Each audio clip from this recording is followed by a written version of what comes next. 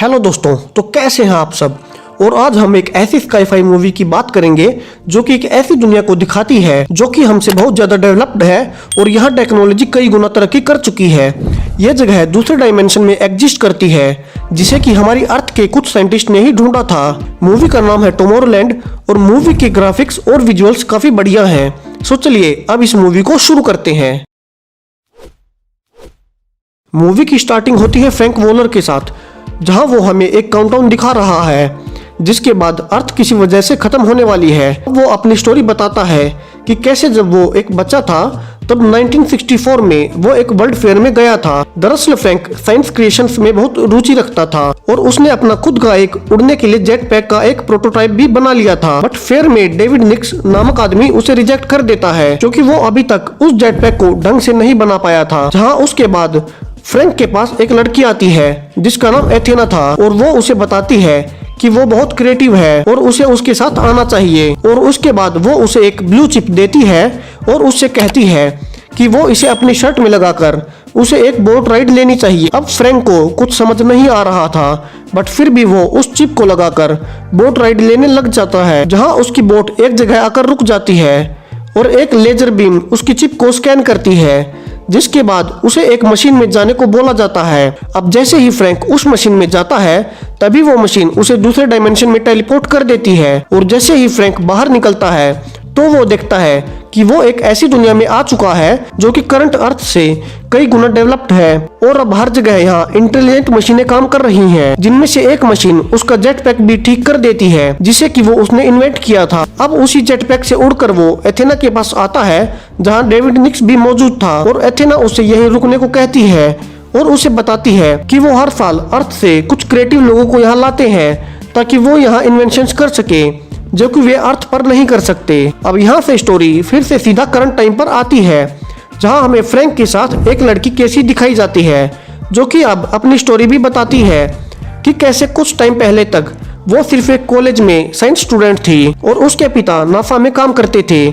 वो हमेशा अपने आसपास के लोगों से और सोसाइटी से परेशान रहती थी क्योंकि उनमें से कोई भी अर्थ के एनवायरनमेंट को हो रहे नुकसान को सीरियसली नहीं देखना चाहता था और वो इन सब को रोकना चाहती थी। तभी कुछ दिन के बाद उसे एक ब्लू चिप मिलती है, वही चिप जो कि 40 साल पहले फ्रैंक को मिली थी। अब केसी जैसे ही उस चिप को हाथ लगाती है तो पाती है कि इससे वो दूसरी जगह ट्रांसपोर्ट हो रही है जो कि काफी डेवलप्ड है और ये वही जगह है जहाँ 40 साल पहले फ्रैंक गया था। अब कुछ ही टाइम बाद उस चिप की बैटरी लो हो जाती है और अब चूंकि केसी को उसे चार्ज करना नहीं आता था तो वो नेट पर ये ढूंढती है कि ये चिप कहाँ से बनी है, जहाँ उसे एक एड्रेस मिलता है और वो तुरंत अपने भाई को बोलकर निकल जाती है कि वो जल्द ही वापस आ जाएगी और वो उसके पिता को कुछ ना बताए। अब उसके जाते ही हम देखते हैं कि नेक्स्ट डे सुबह ही वहाँ एथेना आती है जहाँ वो केसी के भाई से उसके बारे में पूछती है। अब ये बात बड़ी ही अजीब है कि हमने शुरू में देखा था कि एथेना 1964 में भी इसी एज की थी जब उसने फ्रैंक को वो चिप दी थी। तो ये सब कैसे हुआ ये हमें थोड़ी ही देर में पता चलेगा। तो दोस्तों यहाँ मैं आपका 1 मिनट लूंगा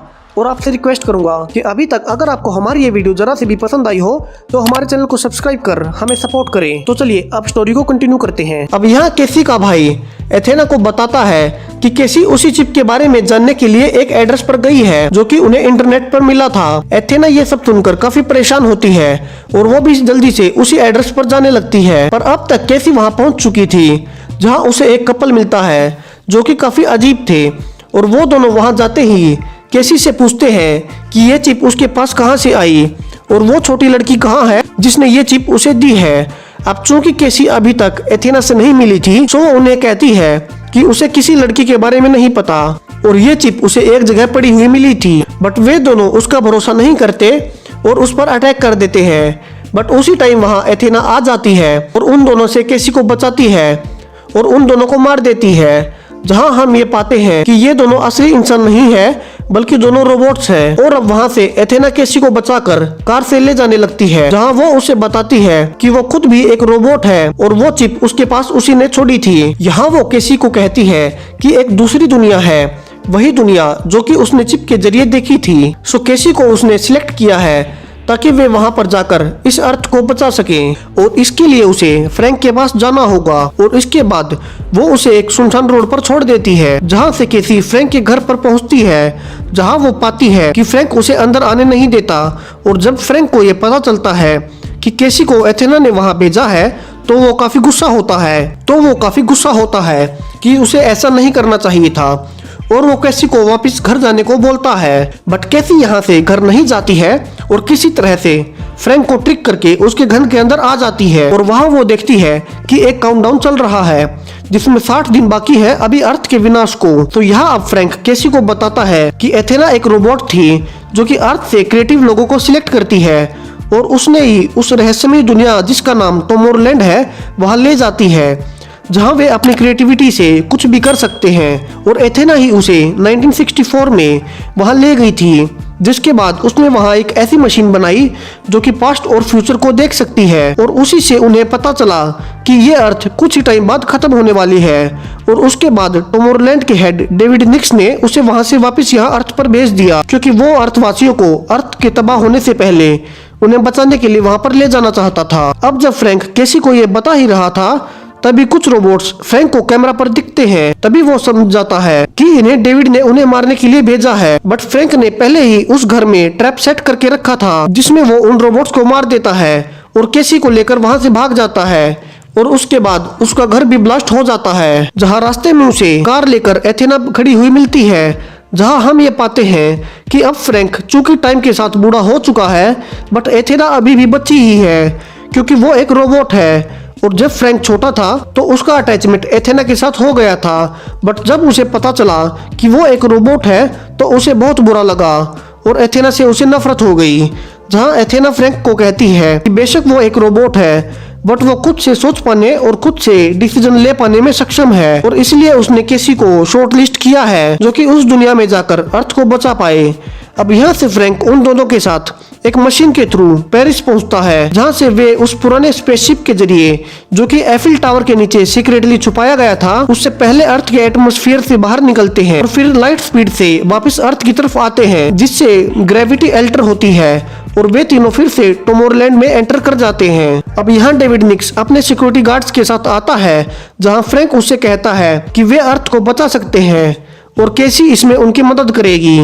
सो डेविड उन तीनों को फिर से उसी मशीन में ले जाता है जो कि फ्यूचर देख सकती थी। अब यहाँ फ्रैंक वहां जाते टाइम केसी को बताता है कि यह मशीन उसने टाइकोन नामक पदार्थ से बनाई है और चूंकि यह पदार्थ लाइट स्पीड से ट्रेवल करता है तो इसके जरिए वे पास्ट और फ्यूचर को देख सकते हैं। अब यहाँ आने के बाद केसी को वो लोग फ्यूचर दिखाते हैं, जहाँ उसे 2 महीने के बाद अर्थ पर होने वाली घटनाओं को दिखाया जाता है कि कैसे लोग बचने के लिए आपस में लड़ रहे हैं और सब कुछ खत्म हो रहा है। अब यहाँ केसी कुछ ऑब्जर्व करती है और उनसे कहती है कि ये मशीन कोई डेफिनेट फ्यूचर नहीं दिखाती है और ये सिर्फ आज के एक्शंस का अंदाजा लगाकर जो आगे होने वाला है उसका सिर्फ एक संभावना हमें बताती है। सो अगर वे किसी तरह से इस मशीन को तबाह कर दे तो ऐसा होने से रोका जा सकता है। बट डेविड निक्स नहीं चाहता था कि अर्थ बचे, सो वो उन तीनों को बांध कर नीचे ले आता है और अर्थ पर एक पोर्टल ओपन कर देता है और तीनों को वहां से भेजने लगता है, जिस पर केसी उसे कहती है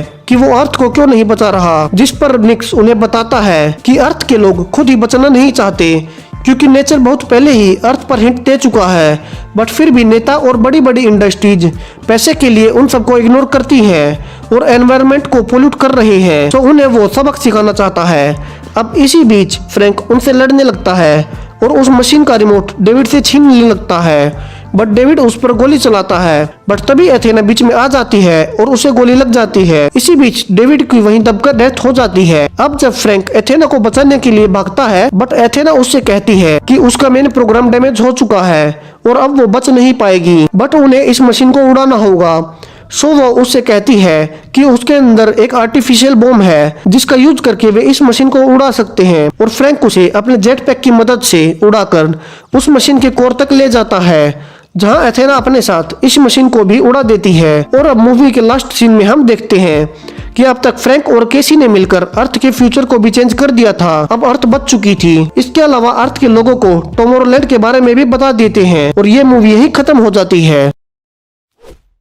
सो दोस्तों, ये वीडियो आपको कैसा लगा ये आप हमें कमेंट बॉक्स में बता सकते हैं। और अगर आपको ये वीडियो पसंद आया हो तो इसे लाइक और शेयर जरूर करें और ऐसे ही कंटेंट के लिए चैनल को सब्सक्राइब करें। Thank you.